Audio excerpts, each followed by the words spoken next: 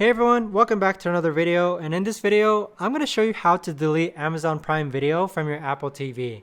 Now this is going to become particularly useful for individuals who no longer use Amazon Prime Video, or maybe you unsubscribe and want it and no longer want it on your Apple TV. Either way guys, this video is going to be short, sweet, and simple. There's not going to be a lot of steps involved, but the way to actually delete Amazon Prime Video is that if you pull your remote out and hold this center icon here for about 1 to 2 seconds, this toggle menu here is going to appear where it says edit home screen, it says move to, and then it says delete app. So if you click on delete app, it's going to delete Amazon Prime Video from your Apple TV.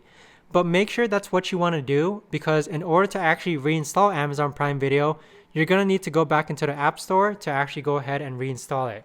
So again, just toggle over Amazon Prime Video, then click and hold the center button for about 1 to 2 seconds, and then delete the app. But that right there guys is the best and easiest way that I know of to actually go ahead and delete Amazon Prime Video from Apple TV. If you guys know of a better or easier way to actually do this, let me know in the comments down below. I would love to know. But thanks so much for watching everyone, and I'll see you guys all in the next video.